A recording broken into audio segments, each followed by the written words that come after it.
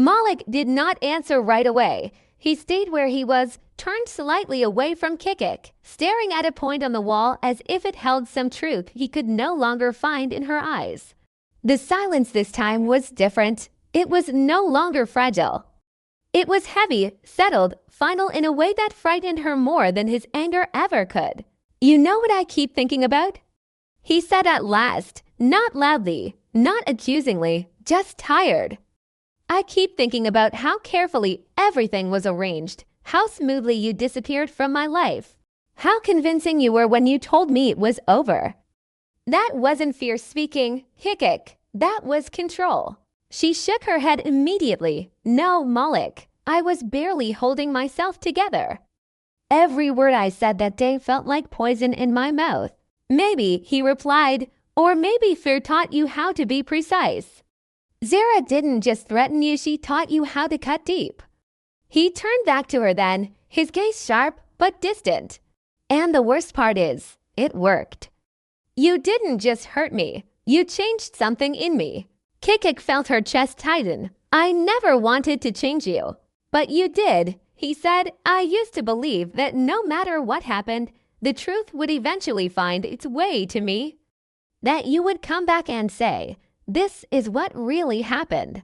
Now I realize something else. You were capable of building an entire reality and locking me outside of it." She stepped closer, desperation creeping into her movements.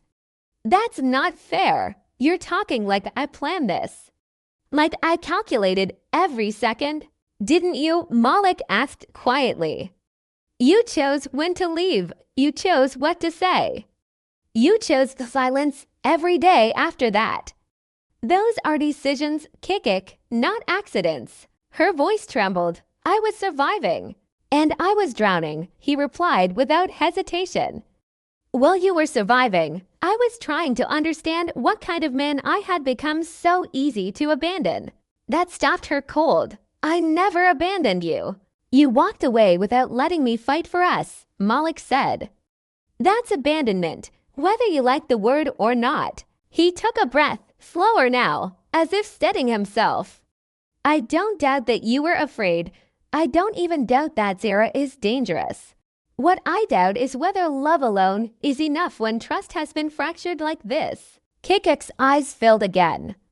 "Then what do we do?" she asked softly. "If love isn't enough, what is?" Malik looked at her for a long moment. "I don't know yet. That's the truth.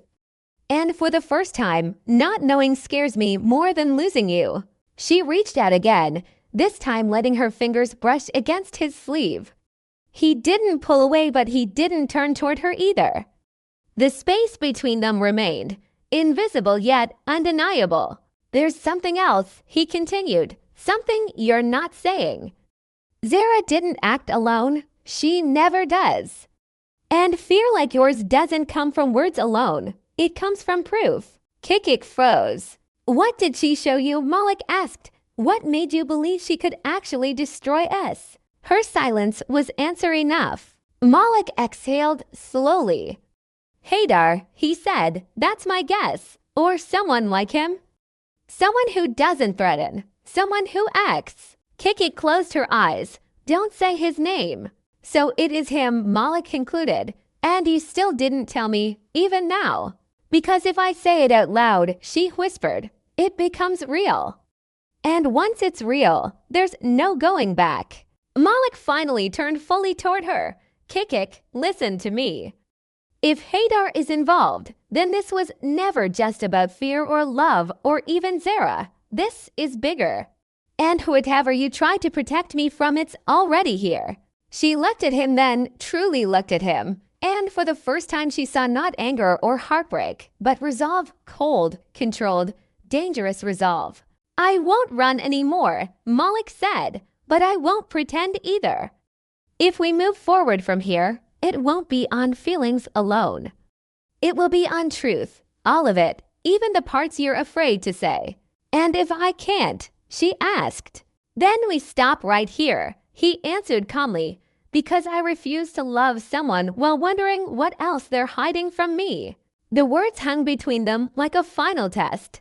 Kikik knew that whatever she chose next, silence or truth, would not just decide their relationship, but determine how much darker everything was about to become. Kikik stood frozen for several seconds after Malik's last words, as if her body needed time to accept what her mind already knew. There was no more room to hide, not behind silence, not behind fear, not behind love. She slowly pulled her hand back from his sleeve. "You're right," she said at last. Her voice was steady now, almost unnaturally so. "I didn't tell you everything.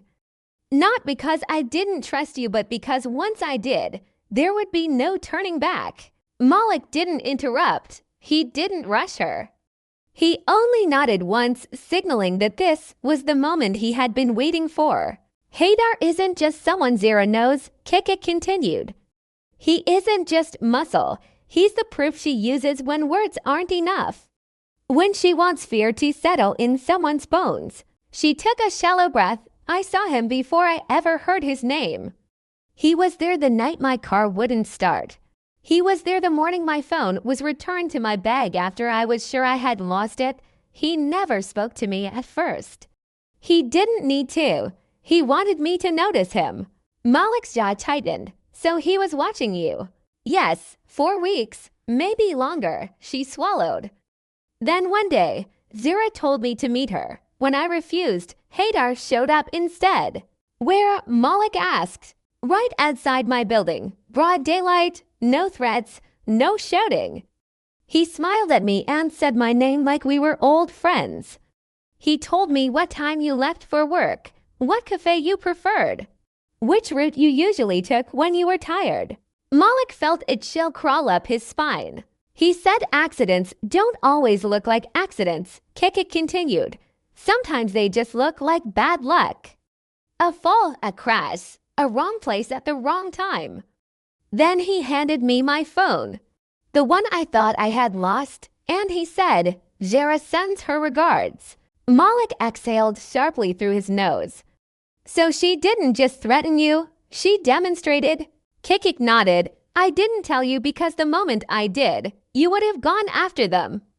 I know you, Malik. You don't back down when someone crosses a line. And Haydar doesn't draw lines. He erases people." For the first time since the conversation began, Malik felt anger rise clean and sharp, no longer tangled with confusion or hurt. He turned away, running a hand through his hair, pacing once before stopping.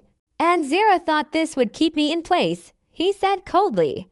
"It worked," Kikik replied quietly. "I believed that if I stayed silent, if I disappeared from your life, you'd be safe. That you'd hate me, but you'd be alive." Malik turned back to her slowly. "And now I know silence doesn't protect anyone," she said. "It just gives them more room to move. I didn't come back because the danger is gone. I came back because it's already here." They stood facing each other, the truth finally between them, raw and undeniable. Malik nodded once. "Good. Then we stop pretending this is just about us." Kikik frowned. "What do you mean?" "I mean this stopped being a love story the moment Haydar got involved," Malik replied. "This is a game, and Zara thinks she's the one setting the rules." He stepped closer, not to comfort her, not to argue, but to speak with absolute clarity. "I won't react emotionally anymore. I won't confront Zara blindly, and I won't underestimate Haydar. But I also won't let them decide how my life or yours goes from here." Kikik searched his face. "What are you going to do?" Malik's expression hardened, not with rage, but with focus. "I'm going to learn how they move, who they trust, what they hide. And when they think they've already won, that's when I'll step in." A phone vibration cut through the air suddenly. Kikik froze. Slowly, she reached into her bag, her hand shaking just enough to notice. "Unknown number." She looked at Malik. He didn't need to be told who it was. "Answer it," he said calmly. "Put it on speaker." Her finger hovered for a second, then she tapped the screen. There was silence on the line. Then a familiar, smooth voice filled the room. "Good girl," Haydar said softly. "I was wondering how long it would take you to tell him." Kikik's blood ran cold. Malik didn't move. Instead, he smiled just barely. Now he thought, now